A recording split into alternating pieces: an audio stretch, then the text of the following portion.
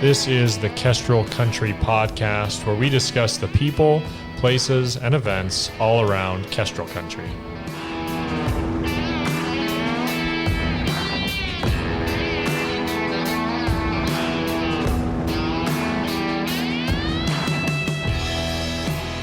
Hey everybody, and welcome to another episode of the Kestrel Country Podcast. I'm your host, Mike Church, joined here once again by my co-host and lovely wife, Catherine. Hello, hello. And we're coming to you from the conference room at the new Kestrel Realty Group office. Well, new is probably wrong, but we haven't done a podcast in a little while. Nope. So, our office, we've been here since July. Loving it. Yep. The PM team joined in the basement. When was that? September? Yeah. I think so. Not that long ago. Yep. So we've got property management and the Realty Group office here. Stop by anytime. Come and see us. We're loving it up here. It's a beautiful spot. Still right practically downtown. We're kind of sitting up above it a little bit, which is kind of fun. Lots of natural light. It's a really great little office house. Yeah, formerly house. It's cute. So today we've got a fun episode with Sara Wicks from Vine. Yes, if you haven't been down to Vine Wine Bar, located on Main Street, you need to get down there. Well, you should get down there today. If you hear this in time, if it drops in time, she's got a wine tasting on Friday.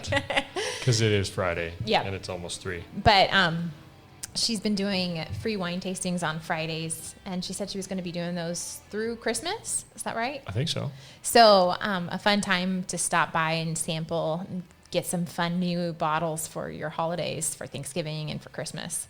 Yeah, we love that place. It's been a wonderful addition to Moscow since it opened right at the end of last year. So if you haven't seen it, check it out.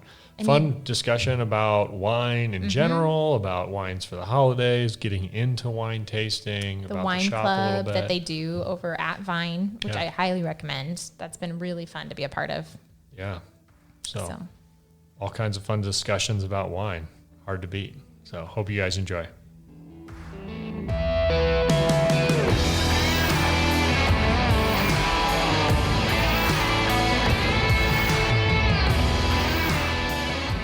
It looks fancy, but it's all pretty simple. It's very fancy. It's fun. So fancy. Yeah. Well, thanks for joining us today, Absolutely. Sara. Thanks for having me. This is really nice to be here and chat with you guys. Yeah, well, it's fun. And I was just saying when Sara walked in that I don't know why we did this in the morning, so we don't actually have wine, even though we're going to be talking about wine the whole time. But we'll have to do it again and maybe talk about, I don't know, specific wineries, or it'd be kind of fun to have somebody sometime come in, when you have somebody from a winery up and do another podcast with a tasting. Yeah, we definitely could. Exactly. Yeah. So I thought maybe we just start off with a couple of specifics so right now we're going into fall. What do you have a favorite wine right now for fall, or something that you got in that's kind of standing out to you right now that you can highlight for folks? Sure. So, my favorite wine obviously depends on the day. But lately, I've personally been drinking a ton of Gamay, which is a great wine to go with Thanksgiving. I've brought in several beautiful Beaujolais from France that are kind of iconic Thanksgiving wines. I've also picked up several new California cabs that I think people are going to be wanting as the weather cools down. So Gamay. Yeah. How do you spell that? So Gamay. And where is it? Where is that from? So Gamay is a grape. It's grown in a lot of places, primarily in France, in the Beaujolais region. Okay. They focus on Gamay. Okay.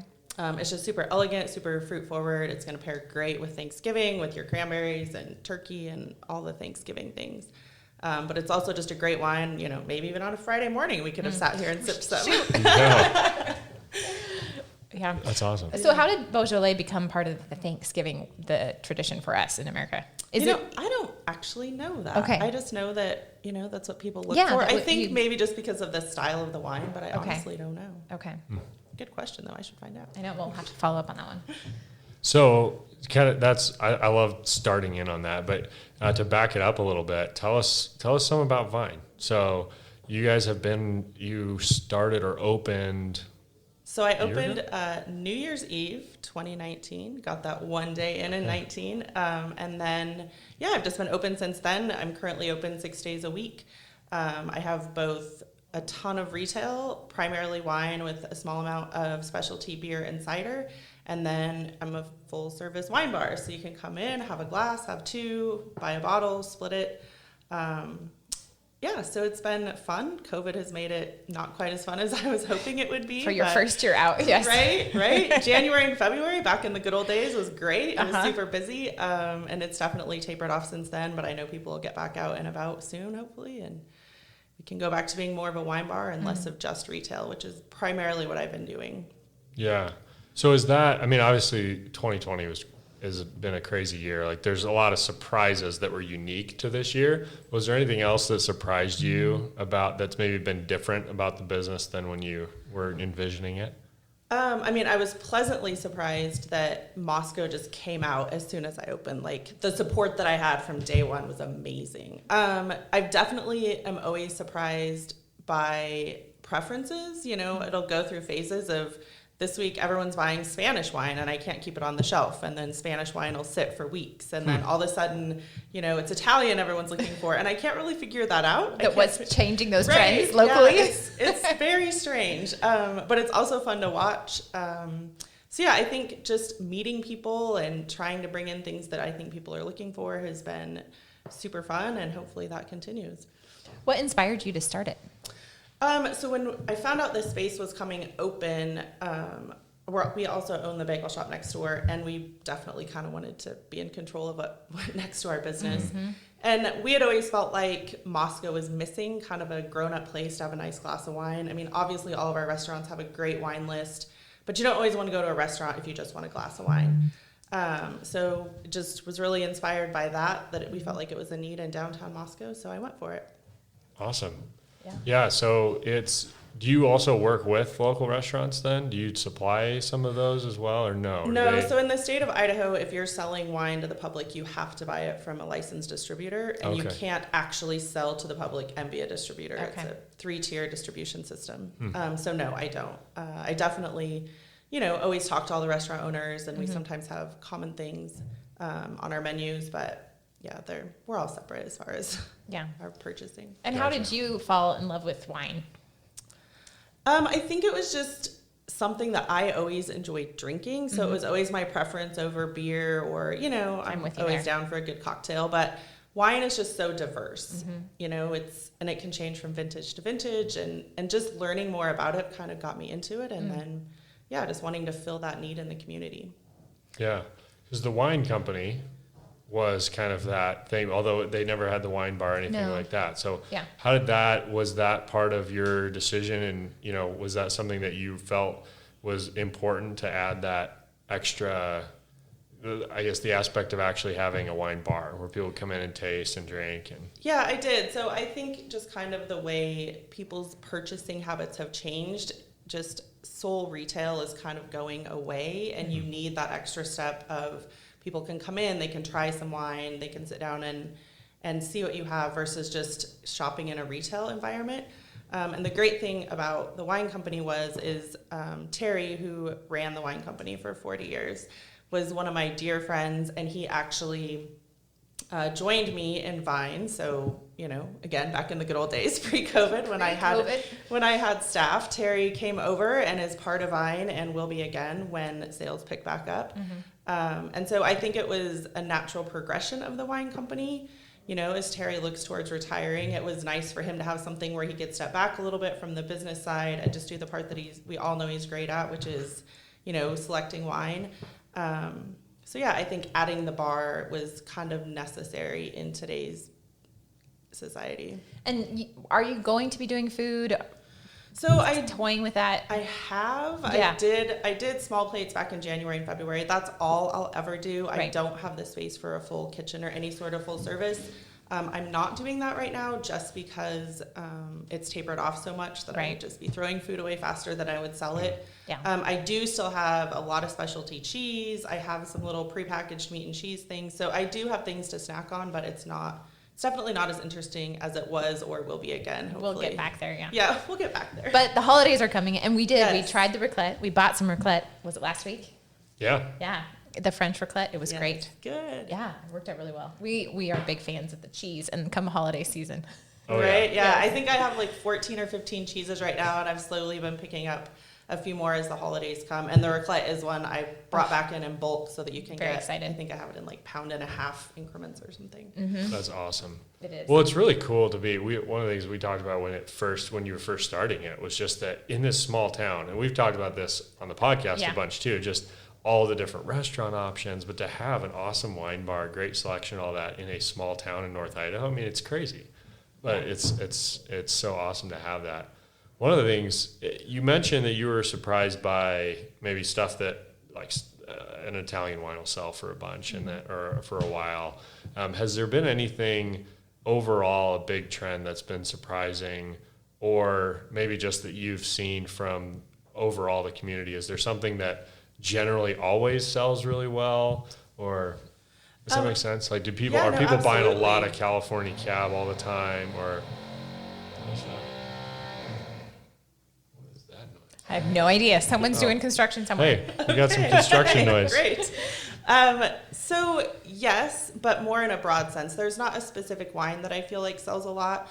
But the thing that I have been very surprised by is just the palette of Moscow in general. So when talking to my distributors, I'm buying a lot more high-end stuff than in markets around us. And, to include, Coeur d'Alene, where you would think it's a resort town. And definitely there's a market up there, but the wine that sells down here and the market for, that mid-range to higher end wine is huge. Yeah. There's definitely orders that I have placed that are bigger than anyone else in the state. Wow. For specific stuff. And that to me is really, really cool that we have that kind of wine drinker in Moscow that's really interested in the unique wines, the higher end wines that maybe, we couldn't get before. They just weren't really in our market. So I think it's been super fun to see those customers come out and be excited to have that availability that, they don't have to go online. Yeah. Because when it's right here, you can just grab it on a Friday night and take it home. Yeah. So do you get all those from a distributor, or do you work directly with wineries at all, or do you have to kind of, if you end up with a relationship with a winery, you have to kind of work through your distributor? I to do. Get it, all So that? again, it's back Okay. to the distribution in Idaho. Idaho wineries can sell direct to me, but no one out of state. So you have to have a presence in the state to sell. Okay. But that doesn't mean that I don't have relationships with wineries, because winery reps do come through town and they will do that more and more, as things start to open back up. But yeah, it's all through a distributor. And the distributor, I think we have 14 in the area right now, which is just 14 distributors? Yes. Wow. It's unbelievable there are that many. Yeah. And so there's, hundreds of thousands of wines in the world. I can't get them all. But with that big of a network, I can get most anything that someone is looking for. Wow. When did you start? Oh, I was going to jump into the wine club. Yeah. Oh, yeah. Is that okay? For Can I sure. go that direction? But when did the wine club start? And then a couple of things. Well, you can tell us a little bit about it. We're part of it, and it's been really fun. Yeah, Okay. so I think I did my first wine club release back in March, and it's a different than any winery wine club that people are familiar with, in that it's not all from a winery. So I've done a lot of different things. I've done specific regions. I've just done things that seem like they're fun and unique. So it's 3 wines a month that we curate for $50. It's our selections. They change every month, obviously. And it's not things that I have otherwise in the store, and I don't put them out for at least a couple months after wine club. I just reserve those wines for my club members if they want to come back and get more. And then, like right now I did a wine club that I think will pair great with Thanksgiving. And I also did, for this month, I did an extra, if you didn't want 3 wines, you could get 6. So I have both options kind of with the holidays coming up. I think we'll all be drinking a little extra. Yeah. Well, it's been really fun, and it kind of segues into a question that I had, but because I think it's fun to just be able to try more things, right? Yeah. It's like there's been a bunch of stuff, and they're like, I've never had this wine before, Or or this from this region, because it forces you suddenly, whereas the individual wineries, it's really fun, but you're getting that winery, whereas now suddenly we're getting a big tasting of all sorts of different areas, and that's great, Right, especially as you're new. And it's fun to force, to sometimes like, well, we might want to try new wines, but it's intimidating. Like, well, I don't know what to get. You're always and we can picking by come the in and label, ask you, or whatever. But just to, and I don't drink a lot of white wine typically, but it's been fun because there's been a lot of consistent, great white wines in there. And it's like, wow, this is really good. I want to get more of this, you know? Right. Yeah. I think that's the fun thing about it is they're still affordable wines. They average around $18 a bottle. But it's just a way to explore things that you wouldn't otherwise. And if you don't love it, you don't love it. You don't buy it again. And it just takes the guesswork out of it. It's just, here's your 3 wines for the month. And if you like this style, then I have other things similar to it. So I think it's a great way to try things that you wouldn't otherwise pick up off the shelf. Yeah, absolutely. So that's a killer way to get a lot of exposure, get into things. But for somebody who's maybe just getting into wine, is interested in it, maybe has bought the same thing at the grocery store forever or whatever, but wants to get into it. Is there a place that you would start? Would you say that person just needs to come in and try some stuff and you kind of help them through it? Or are they like, hey, here's some good wines to start trying to kind of expand your palate, get into it? Yeah, so I definitely have customers that do that. I mean, I have people that'll come in once a week and, it started with, I drink this wine. So then I'll recommend something that's maybe just a step away from that. We'll try this. And then it's just a dialogue of what did you like about that? What didn't you not? How about you try this one?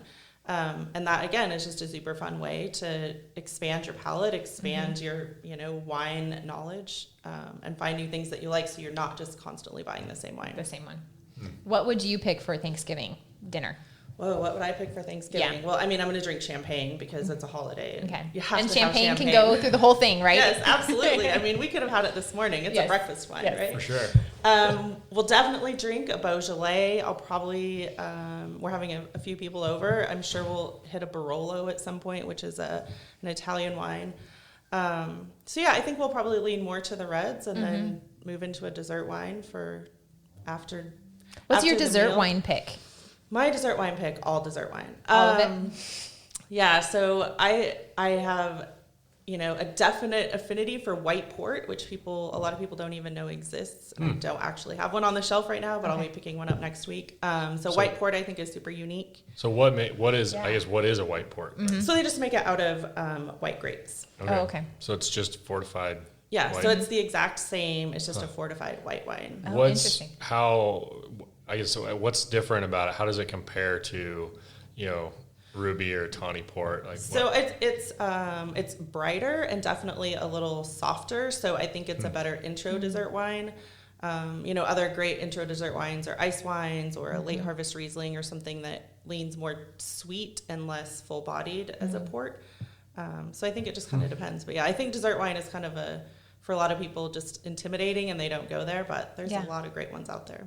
Well, and when you're pairing it with something sweet, where do you lean? So if you are serving we're going to have pumpkin pie, whipped cream, is the white port a better fit than the ice wine? Or I would probably go like a tawny port with that. You need something with a little more body that has a little bit of the spice to match it. To handle that. Yeah, okay. Absolutely. But if you're just sipping on it, do you prefer to just sip on the dessert wine by itself, no dessert? Kind of replace it? I do, but that's because I'm not a dessert person in general, so I'd rather just have a glass of wine. To make that the end. Yeah. Right. No, that makes total sense. Yeah. Do you guys have you have beer too? Yeah, I do. I have a small selection of specialty beer. I don't have a lot of beer, partially because that's just not my area of expertise. And then we also had a new beer shop open during COVID called Pour Company. It's right over by campus. And he is kind of the beer version of what I'm doing. Okay. And so as that opened, I saw my beer sales drop off. And I actually, if people are looking for something super specialty, that's where I send them. Gotcha. We live in a small town. We all need to support each other. And so I just keep enough beer to keep, my few customers happy and then let Pour Company be the experts on that. On the beer. Mm-hmm. And they're on 6 over by campus, right? Yeah, they're on 6 in the same building as Stacks. Yeah, okay. Yes. What about one of the things I think you hear a lot about or people talk about blind tastings and stuff and price and what's your opinion on that? Is how much of wine is just straight up personal preference and how much of it is you obviously there's quality differences in the more expensive wines, but do you find wines that you're just like, man, this is super underpriced but absolutely outstanding wine? I guess that was kind of a big question. It is. Maybe to So, tackle the first part of it. Like, yes. how much of it do you think is personal preference, and how much of it is kind of the quality of the wine? And So I think it really depends, because I do have a group that we do blind tasting, and obviously I know what the wines are because I put it together. But even in that group, it's fun to see, a specific wine that maybe one of those members buys a lot, and then we blind taste it and they're not sure they like it. Or, Really? something, or they confirm that they do like it. So I think that it can definitely be, I've always liked this wine, this is the one I always buy, so I like it no matter what. Yeah. And then maybe if someone didn't tell you that's what it was, it might change your opinion. And I do think price matters. So you can find great $10 wines. And it's always a hard question if someone's debating between, say a $10 and a $20 wine. Is it twice as good? Well, I don't know. How do you define twice as good? Right. Do I prefer the more expensive wine? Probably.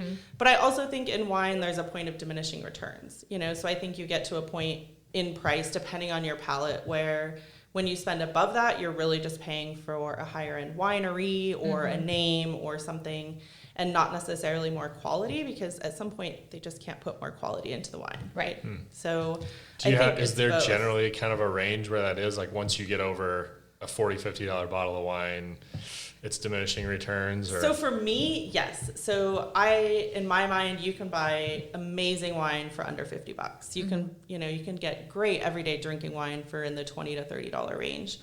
But that's my palate. And so I think that really, really varies. But yeah, I think, above $50, you're often just paying for a name or a region or something. And is it going to be amazing? Yeah, absolutely. But is it worth twice the price of something else? Maybe not. Well, and then there's the other factors. I know, I think that, but there's these other factors that come into it, where if you know what you're paying, you are coming at it being like, this is an amazing wine, and it will be amazing. So you're kind of preconceived to know that it's going to be amazing. And then if you add in the atmosphere and the people that you're with, and you have a wonderful time, the memory on that wine is like, oh, that wine was super good. But you have all these factors that make up the experience of drinking that wine. Yeah, I think that's absolutely true, and can definitely affect it. And maybe if someone didn't tell you, you wouldn't, maybe it would change. But maybe it wouldn't. Yeah. And that doesn't mean it's all just, perception. No, it's because not. it's true. A lot of times, part of the experience. Wine is an experience. It's a slow and enjoyable activity. Well, and sometimes it's just helpful to have somebody more educated about that wine point out certain things that you might not. It's like if you weren't told, maybe for somebody with less experienced palate, if you weren't told like, oh, there's hints of blackberry or whatever, you wouldn't necessarily pick up on it. But then once you're told that, you're like, it's not that it's just perception. It's like, oh yeah, wow, you're right. I get that, and it tastes better. I think that's absolutely true. I think that's one of the cool things about the shop too, and being able to go in and taste, because then you can, you can recommend something. You can point out why this wine's unique. Maybe what you have some tasting notes on it. Which is pretty fun, and you guys have done a great job in with that just space. the shop. Yeah, because it's a great space to sit down in. Yeah. Thank you. So how did that go with? Because that changed completely. You guys went up the 2 remodel. Stories in the front. It did. That was a big project. It was, and it was slow and painful because I was super indecisive. Well, it's so hard when you're suddenly every single thing with the remodel project. It's like, okay, every single doorknob and hinge and right. And where do you need an outlet? I don't know. Yes. I worked on it on and off for 2 years, it shouldn't have taken that long, but it did. And we did. So for the first about 30 feet of the building, we removed the second floor, which just gave it height. And it also brought in the windows that were on the second floor of the building for a ton of natural light. And through that process, we found some great character that was already part of the building that we left exposed. Yeah. So it was just kind of a process. I would work on it for a little bit, and then I'd be like, well, I don't know what I want to do with this, so I'm just going to let it sit and mull that over for a while and then come back to it. But it was definitely a long project that in the end I think turned out great. So maybe it was worth the wait, or maybe I should have just done it faster. Who knows?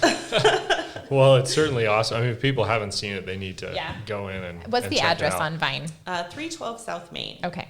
And what are your hours right now and as we head into the holidays? So right now I'm open 12 to 6 Monday through Friday, although I say that there's no last call. So if you're hanging out, having wine, I usually stay late, and then 10 to 4 on Saturday. And I'm going to maintain that through the holidays with maybe staying open a little later on Friday and Saturday.